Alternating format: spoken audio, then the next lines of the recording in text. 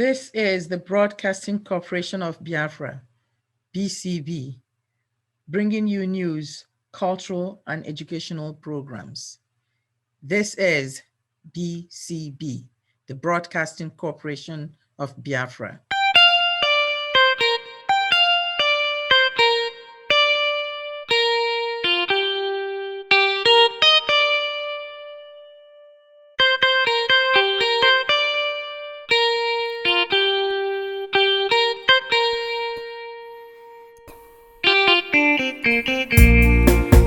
Freedom is a spiritual deity. Freedom and liberty and justice shall fight for you. When you fight for freedom with all your soul, take it from me. This is Broadcasting Corporation of Biafra, BCB, the voice of the nation, the voice of the rising sun. Good day, fellow Biafrans. This is Rosama. We repeat this important message from the leadership of Biafra Government in Exile, BGIE, calling all pro-Biafra groups to come home to work collaboratively under the umbrella of BGIE towards Biafra restoration. We are repeating this message because it is urgent. It speaks to what we must all do together if we hope to survive the choreographed attempts by the Nigerian government and its allies, some of our governors, and the murderous, treacherous, terrorist Fulani herdsmen whom they have empowered to kill us. BCB is here to support all pro-Biafra groups. We welcome conversations with all pro-Biafra groups. And here is the special message from the leadership of BGIE, Biafra Government in Exile. Fellow Biafrans, as we enter a very crucial stage in our struggle for self-determination, to exit from Nigeria and become once again an independent, prosperous, secure Republic of Biafra. Unity and collaboration with and between all groups involved in this agitation, in honesty and truth, has become paramount.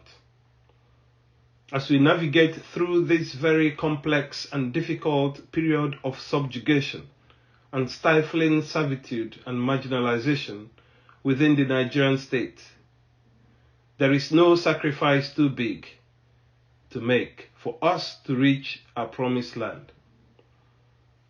The existence of Biafra government in exile demonstrates to us all and the international community that the peoples and nations of Biafra did not all perish to the genocidal war of 1967 to 1970.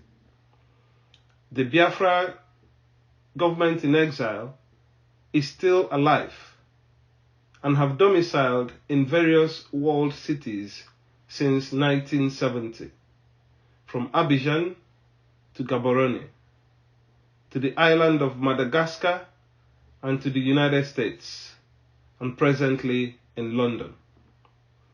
Biafra government in exile is a vestige. It receives all groups. It works with all willing groups and individuals.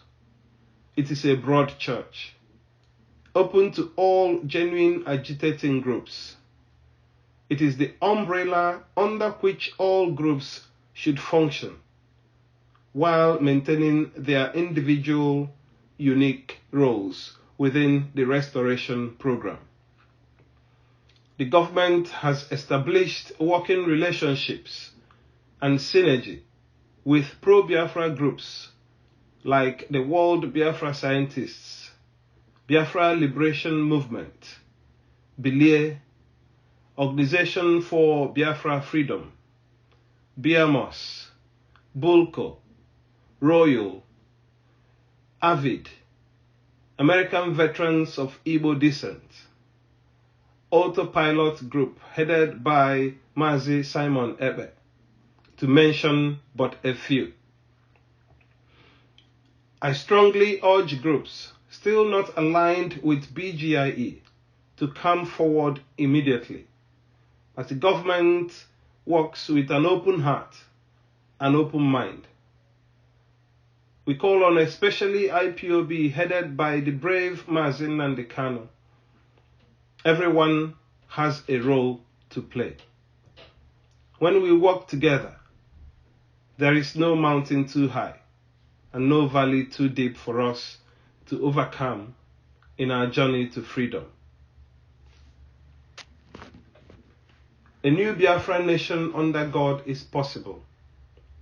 With unity of purpose, understanding, joint and collaborative working under one government platform, that day of freedom and liberty will arrive sooner rather than later. A people working together with their government to liberate their nation.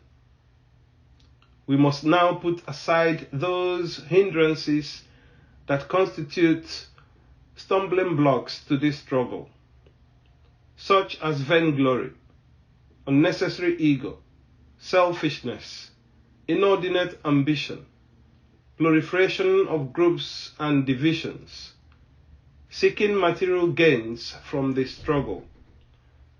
These have kept us under and hindered us from achieving our objective. We must focus on what we all, individually and as a group, can do to achieve our goal. You must now ask what you can do to help Biafra restoration without expecting anything in return. This is a holy duty. This is a holy calling that demands total and absolute sacrifice. As we work as a government in our ongoing engagement with international community to explore legal means and acceptable processes for self-determination, we shall not lose sight of present security dangers at home. We shall therefore continue to collaborate across board to get the situation under control and secure our territory, protect our land from terrorists, bandits, and jihadists. It is this government's sacred duty. It is a task that must be done. Thank you. May God bless you all. Protect our young people and bless our veterans and our heroes and heroines who paid the ultimate price for us to be alive today. And may He protect our land, Biafra. This is BCB, the Broadcasting Corporation of Biafra, bringing you the news summaries for the week. In the news this week, don't cede our lands to Fulani herders. IPOB warns Igbo monarchs, politicians and others. Bandits block Enugu-Port Harcourt highway, burn army van, abduct scores of passengers. Why we stopped construction of gas development projects in Imo by Shell. Stay tuned for the details coming up shortly.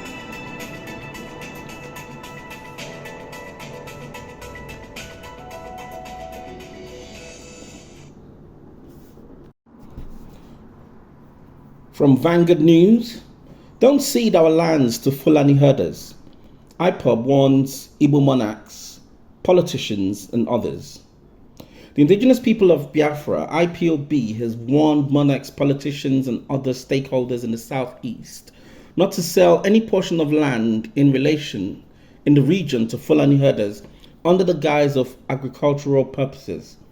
IPOB said any real estate agent having such deals should halt them because they would lose the land permanently adding that the warning came from the history of how the Hausa people lost their ancestral lands to Fulani in the 18th century.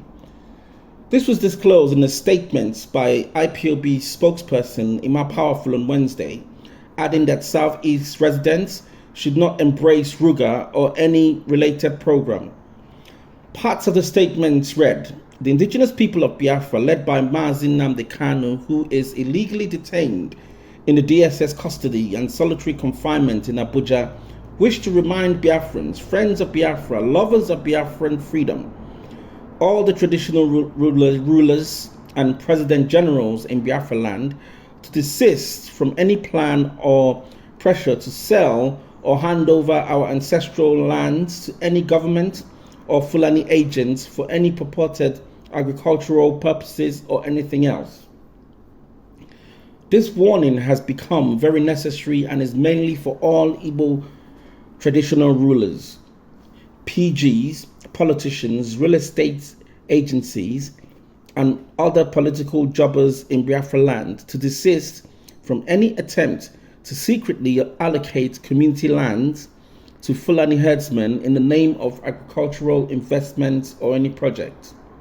The marauding Fulani are not coming for any agricultural business, but rather occupy the land with their cattle and subsequently invite their terrorist relatives from the Sahel to occupy our ancestral lands in their land grabbing agenda. According to the separatist group, anyone after this warning that goes ahead to sell lands to these invaders should bear it in mind that the owners of the sold land will forfeit that land forever. If you have any outgoing negotiations on land to sell to Fulani or their cronies, we advise to cease forthwith such arrangements. We cannot hand over our ancestral lands to Fulani invaders whose agenda is land grabbing in a disguise and violent takeover in future. If you want to understand that we are preventing, study the history of Hausas in northern part of Nigeria. Hausas accepted to cohabit with Fulani from the Sahel in the 18th century. We don't want any Ruga or any such name they call it in any of our territories. Our people must understand that either free or donations, you are going to regret your decision to cede any of our ancestral lands to Fulani for any purpose. End quote. And our second news headline from the Vanguard again. Bandits block Enugu-Port Harcourt highway, burn army van, abduct scores of passengers.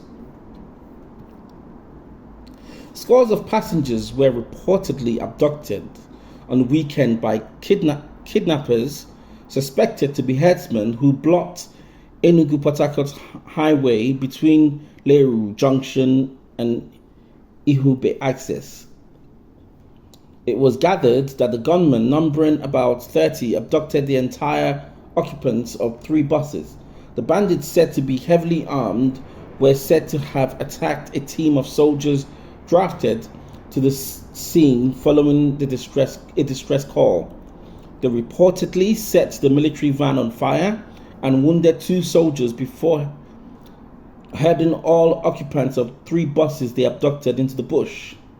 A youth leader who spoke with Vanguard yesterday said the situation had heightened anxiety in the area.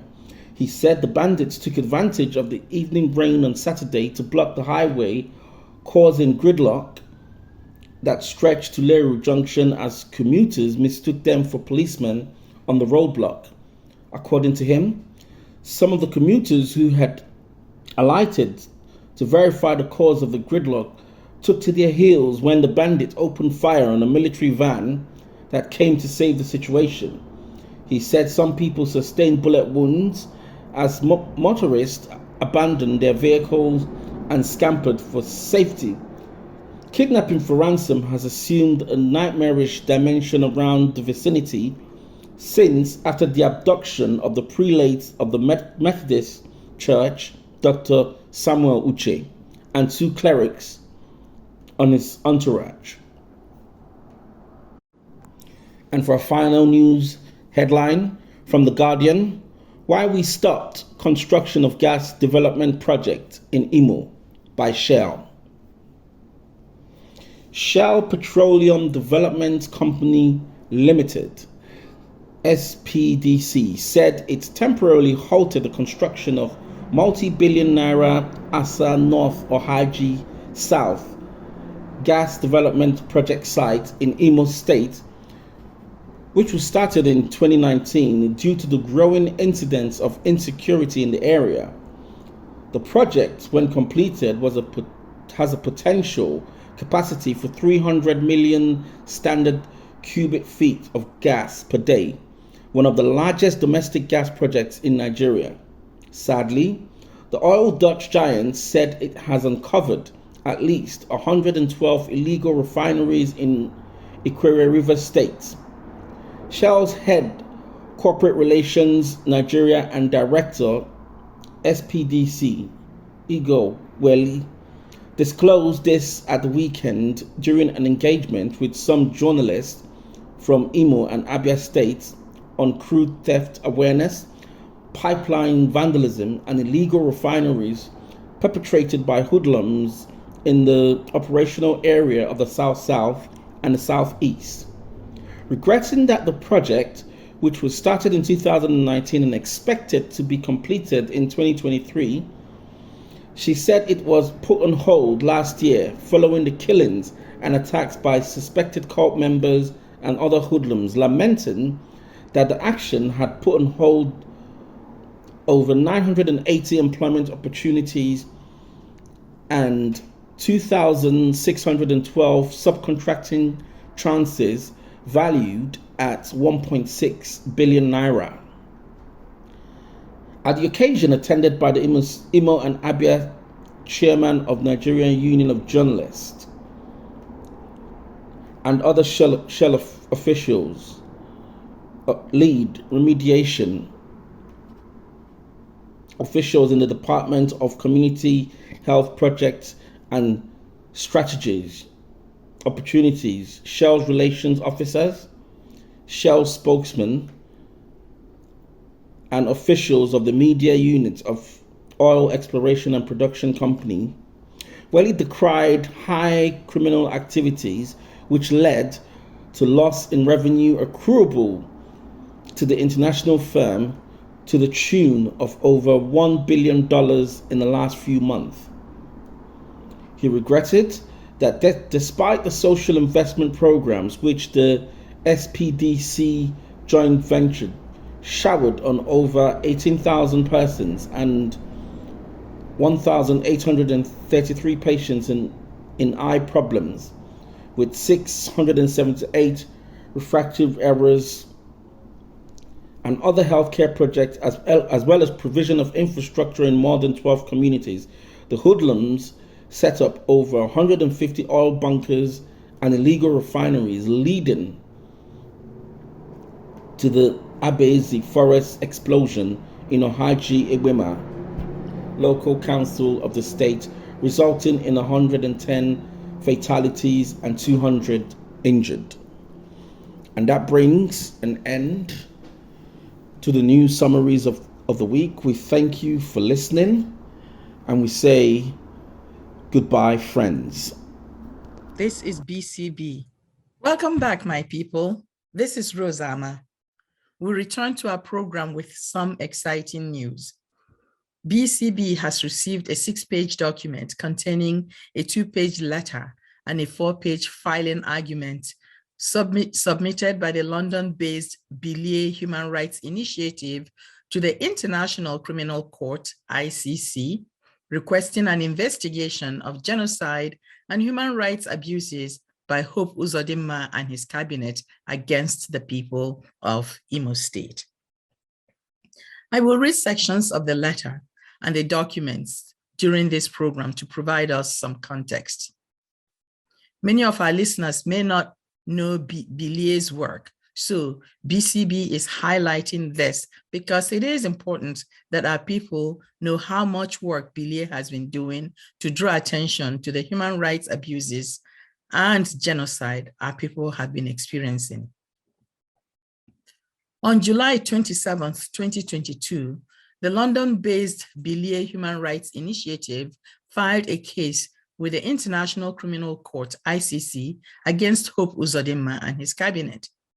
For anyone interested, the case reference number is H.Uzodinma/P22/001. In the two-page letter sent to Madame Fatou Bensouda, the prosecutor, International Criminal Court, ICC, at The Hague, the Netherlands, Bilie requested an investigation by the prosecutor of the genocide committed by Hope Uzodinma and his cabinet. And I'm going to read sections of it to you. July 27th, 2022. Our reference, H.Uzodinma/P22/001. Madame Fatou Bensouda, the prosecutor, International Criminal Court, ICC, The Hague, the Netherlands. Dear Madam, a request for an investigation by the prosecutor proprio motu under Article 13 of the Genocide/Human Rights Abuses in Orlu Senatorial Zone of Imo State, Nigeria, committed and or abated by Governor Hope Uzodinma, Professor Placide Njoko, and his cabinet. Bilie Human Rights Initiative is a human rights organization based in London and registered under the UK Charity Commission. As a human rights organization, the charity abhors any form of human rights abuse, torture, or genocide anywhere in Africa, particularly in Nigeria. We wish to draw the prosecutor's attention to the killing fields of young men, women, and people in Orlu Senatorial Zone that comprises many local governments such as Orsu, Oru East and West, Oguta, and Ohaji Ebema in Imo State, Nigeria. The governor, Hope Uzodinma, came fourth, in this case the number 4, following the 2019 election. However, the governor, through mysterious circumstances, obtained a court ruling that removed the duly and popularly elected governor, Emeka Ihedioha, in January 2020. Since January 2020 that Uzodinma was fraudulently imposed on people of Imo State by the corrupt judicial system of Nigeria, Imo State and its people have been soaked in blood. The governor and his military accomplices and recently assembled hit squad known as Ebubago have indulged in extrajudicial killings, acts of genocide against the people to remain in power. Initially, Ebubago's modus operandi had been secret abduction, killing, and disposal of the victims' bodies. This has been going on since Hope Uzodinma seized power in Imo State, although some of our sister human rights organizations have been following their activities. Recently, this hit squad's wanton killings of youths came to limelight during a wedding in Awo Omama, a town in Imo State, when young men and women returning to their homes were gunned down by the governor's Ebubago hit squad. There is recorded evidence of the incident, which we must warn is a gruesome sight to behold. I end there. And I'm going to summarize sections of the letter. The letter also goes on to address the ways in which Uzodinma has lied, and then draws attention to the genocide in the East, in Biafra land. But it also invokes the Genocidal Act the United Nations Charter and UN Resolution 61/295 of 2007. And in addition, the letter goes on to indicate that it is instructive to note that Nigeria, I'm quoting them, it is instructive to note that Nigerian government have ratified the African Charter on Human Rights. African Charter on Human and People's Rights, ratified and enforced Act Cap 10 Law of the Federal Republic of Nigeria, 1990, they cite. And by so doing, this law and the likes gave IPOB, now they're talking about, the letter is talking about how Buhari's declaration of IPOB as a terrorist organization has led to the denial of the legitimacy of IPOB's agitation as an indigenous people's rights group. And so they cite the African Charter as granting IPOB that right to protest. But by declaring it a terrorist organization, Buhari violates the very charter onto which it has signed, onto which Nigeria has signed. That declaration of IPOB as a terrorist organization has also led to the various acts that Hope Uzodinma and his so-called security groups have engaged. That's a summary of the argument of the presentation of Bilie's letter. The second part of the document that we received lays out the reasons Bilie claims to justify the request of initiating an investigation into the acts of genocide and human rights abuses engaged in by Hope Uzodinma. I will read only the first part of this particular document because it is a long document. And so if you're interested in it, you can contact Bilie and I will give you their website address so that you can contact them through there. Bilie writes, quote, unlawfulness of the killings in Imo State. So Bilie Human Rights Initiative states that 1, Governor Hope Uzodinma has no legal or constitutional power to set up a hit squad or state vigilante that abuses the law to extrajudiciously kill innocent people.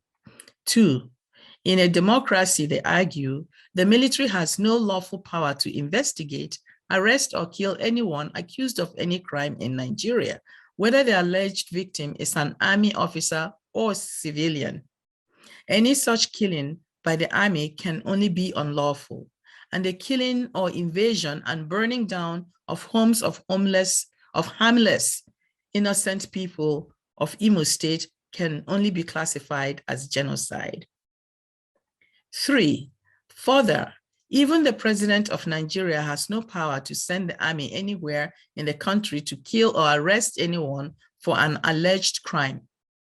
By virtue of Section 217/2/C and D of Nigeria Constitution, the Nigerian army can only be sent to suppress insurrection and activity in aid of civil authorities to restore order when called upon to do so by the president, but subject to such conditions as may be prescribed by an act of the National Assembly. And that is important. So the president can't just send people in unless the National Assembly agrees.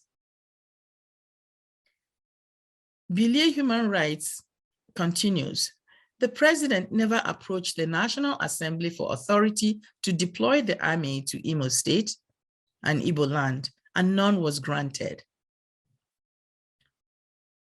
And so I'm going to end the quotation of the sections from the argument that Bilie is presenting in order to justify this request to the International Criminal Court.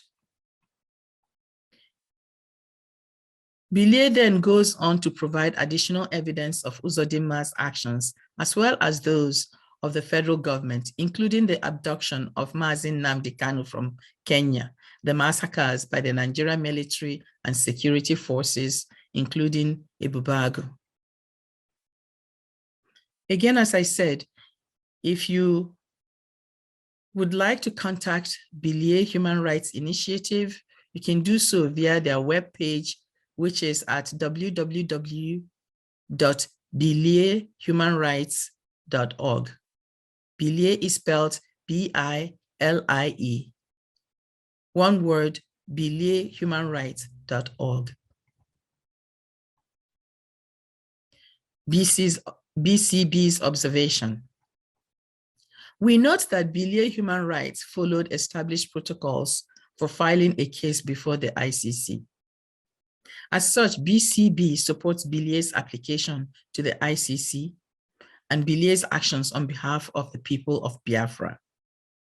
BCB also condemns all human rights abuses. We support filing a case before the International Criminal Court because it is important. Why the ICC or International Criminal Court? Some of you may be asking. The International Criminal Court, often referred to as ICC, exercises judicial jurisdiction over cases of genocide, crimes against humanity, war crimes, and crime of aggression. There are 4 specific areas, and I have named them for you: genocide, crimes against humanity, war crimes, and the crime of aggression. In fact, we can make a very strong case, which is what Bilie is making. Very strong case that the actions by the Nigerian federal government, Hope Uzodimma, and other governors like him against Biafrans, especially Biafrans in the Igbo-speaking areas of the South, fall into several of these categories that I have delineated above. Furthermore, the actions by the Fulani herdsmen against our people, and which have not been condemned by the governors or the federal government of Nigeria, constitute acts of genocide. Or if you don't like genocide, they constitute acts of aggression against us. They constitute crimes against humanity. And so you can see that a number of, we could go under the category of a number of these. Why act of genocide? Because the intention of these herdsmen, who are being sponsored by the northern oligarchy and politicians, is not only to graze their cattle, but also to eradicate our people. In fact, their intention is just simply to eradicate our people. They can graze their cattle afterwards, but the goal is, let's destroy Biafra land. And if we can wipe out the remaining Igbos in the process, we will do that. Remember, they started in 1966. And actually before then, their goal is to wipe out our villages, rape the women and girls, abduct some of them, turn them into sex slaves, abduct and murder our people, including young boys whom they train, brainwash, and then turn against us.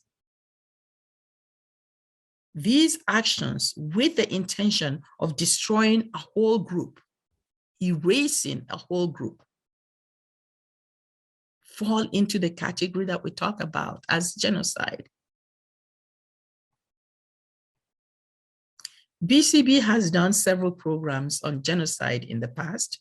And so we encourage you to listen, for instance, to our Remembrance Day program for 2021. Go back to our YouTube channel, you'll find it. In the current situation with Hope Uzodinma,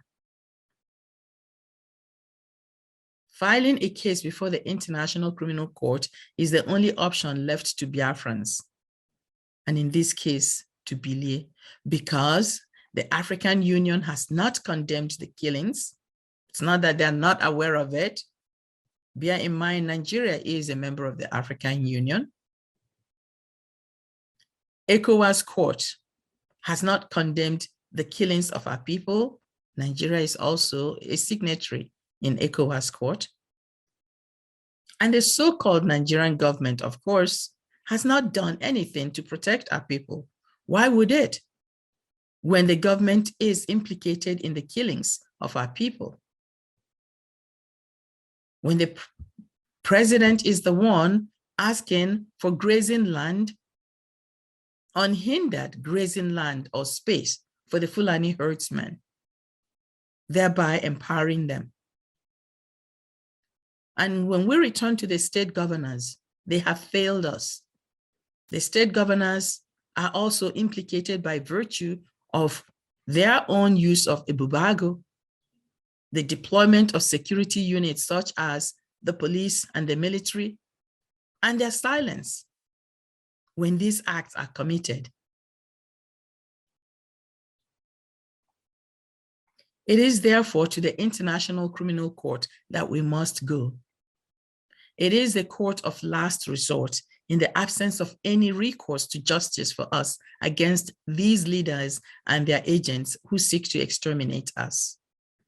Uzodinma and other governors like him have collaborated with the federal government of Nigeria and their killing agents in murderous rampages against our people. So we must seek all means to protect ourselves.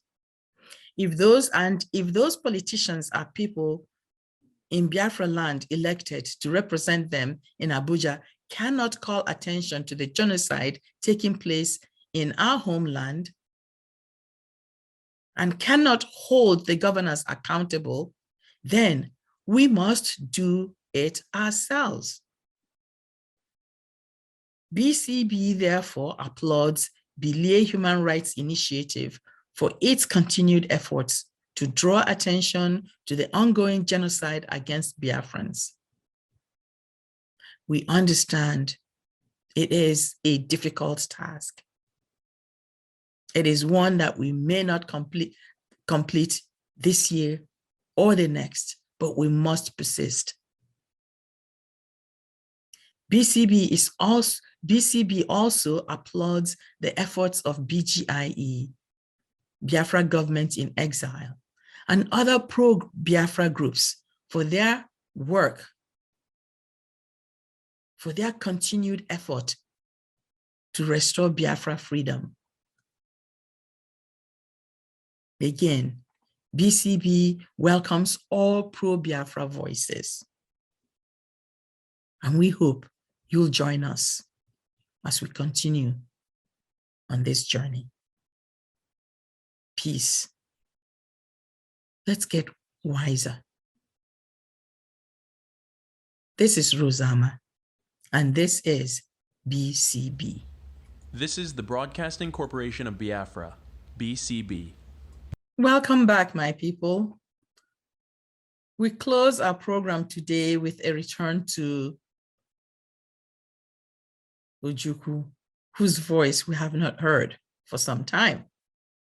It seems appropriate indeed to close our program with his voice today, especially in light of the recent action by Bilie Human Rights Initiative. So, BCB offers you Ojukwu's observations as the war has become real to Biafrans on this date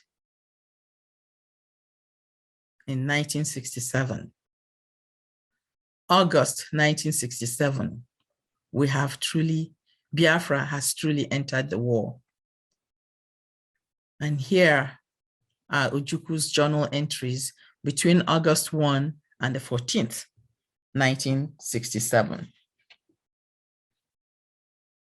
August 1, Shell BP is ordered by Biafran government to stop operations following the company's failure to pay Biafra the oil royalties due her on July 1, 1967. I'm going to pause there just for a second. It's always oil. The whole reason for that war,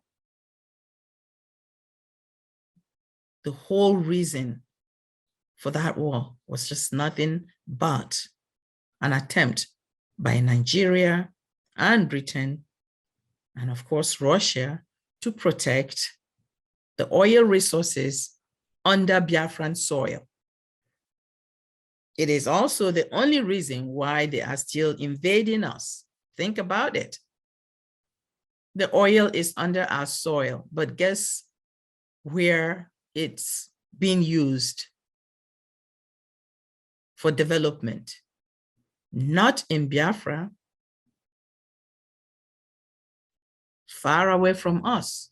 Why are we constructing oil pipelines from our region to the north and through the north to Niger? That doesn't make sense. Look at your infrastructures. Do your railroad lines work? No. What do your roads look like? What about your schools? How much electricity do you have? Yet you have one of the richest sources of wealth in the world, besides gold and diamond and silver and platinum, oil flowing under your soil. But we are poor.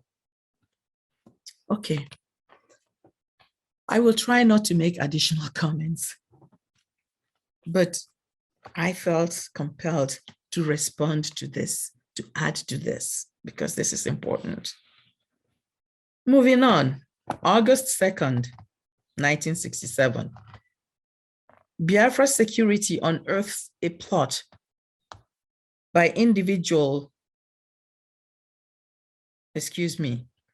Biafra Security unearths a plot for industrial unrest hatched by some British firms operating in Biafra.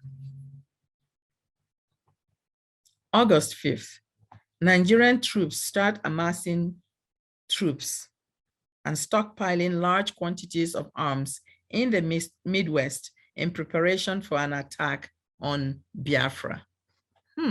I thought the Midwest a while ago said they didn't want to be involved. They did not want to become a battleground, but here they are.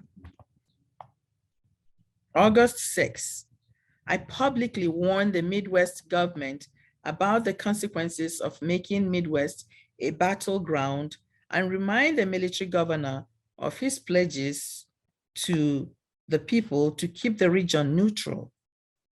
Biafran government sets up the Petroleum Management Committee to manage the assets of Shell BP. The more we fight together, the more we fight together, and stronger we shall be. The more we fight together, the more we fight together, and stronger we shall be. We return to Ojukwu's journal. August 8th. Nigerian government forges a document which it presents to the foreign press as a photostat of a document purported to show that Biafra has sold her oil concessions to France. Biafra military intelligence confirms that Nigerian invasion of Biafra through Midwest will take place anytime from now. Not much changes. August 9th. In a quick counter move, Biafran forces take Nigeria's Midwest region. August 10. British High Commissioner in Benin, Mr. Bell, pays a secret visit to Brigadier Banjo commander of the Biafran forces in the Midwest. Biafra Ministry of External Affairs lodges formal protest with the head of the British mission in Enugu, Mr. J.R.W. Parker, against British government's intervention in the conflict.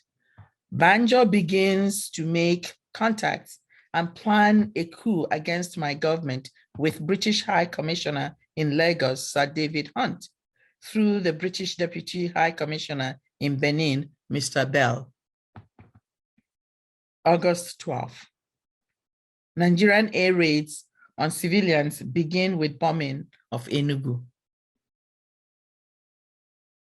August 13. Biafran forces capture 3 key towns in northern Nigeria, Okene, Atanai, and Iloshi, located beyond the north border of Midwest Nigeria. August 14th. Biafran homemade rocket is launched. And I am going to stop there. As you can see, now we are in a war with Nigeria and Britain. It's not just Nigeria now.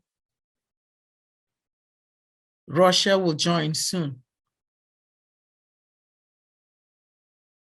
The Nigerian government is not backing down. The Midwestern regions have joined, whether wittingly or unwittingly, or as acts of self-preservation.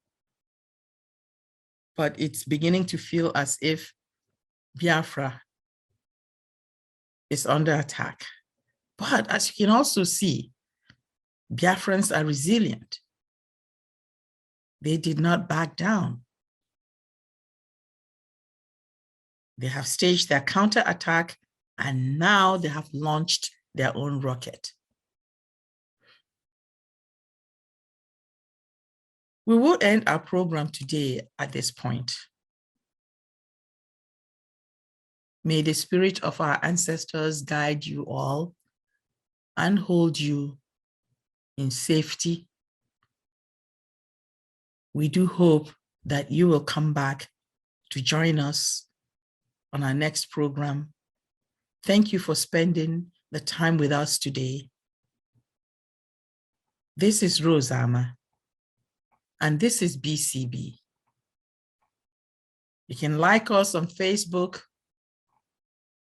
We are on Facebook. Like our YouTube channel, or send us an email message at bcb1967biafra@gmail.com. The address again is bcb1967biafra@gmail.com. We look forward to being with you again. Peace.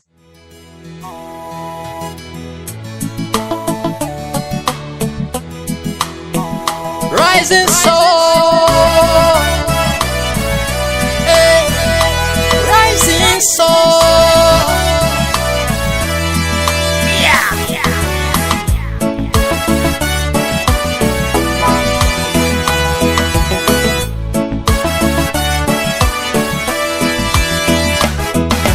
Biafra is the only hope of Africa.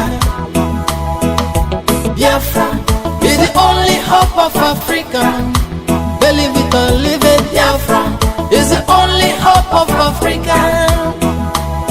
We've been crying, the world claim not to hear. And we've been lamenting, the world claim not to hear. Our tears flow, the world claim not to see. And our blood flow, the world claim not to see. This is a crime, oh no, against humanity, oh no, yeah, this is a crime. Eritrea spoke out, they were given independence spoke, they were given independence. Namibia spoke, they were given independence. Give me the reason my people got to be neglected. Give me the reason my people got to be rejected. Give me the reason our freedom got to be a crime. Give me the reason our own freedom got to be denied. Hey, Biafra is the only hope of Africa. I tell you what, Biafra is the only hope of Africa. Hey, Biafra is the only hope of Africa. Believe it or leave it. Oh no. Oh.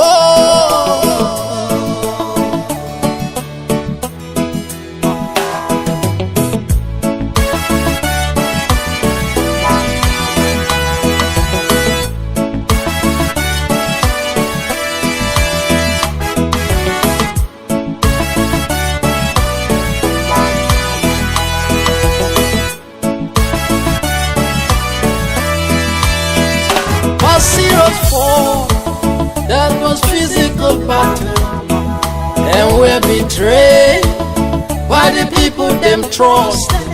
Today's heroes are fighting. This is a spiritual battle. Let us unite and give Biafra a meaning. If we don't take time, we can remain in this slavery. No freedom of speech, no freedom of expression, no freedom of worship, no freedom of religion. Justice denied. Oh no, of my own very people. Hey. Justice denied. Hey. On the rising sun. Hey. Justice denied. Oh, my freedom fighter. Yeah. What is so bad? My people wanna be liberated. What is so bad? My people wanna be independent. What is so bad? My people wanna be alone. This is the time we will make it known to the world. Hey, Biafra is the only hope of Africa. Biafra is the only hope of Africa. Biafra is the only hope of Africa. I tell you what, Biafra is the only hope of Africa. Hospitality, positive education, positive economic, positive hospitality. I tell you what, positive. Biafra is the only hope of Africa. Biafra is the only hope of Africans. I tell you what, Biafra is the only hope of Africa. Hey, Biafra is the only hope of Africa. My people will cry. Biafrans will cry. My people are suffering. Oh, Biafrans are crying.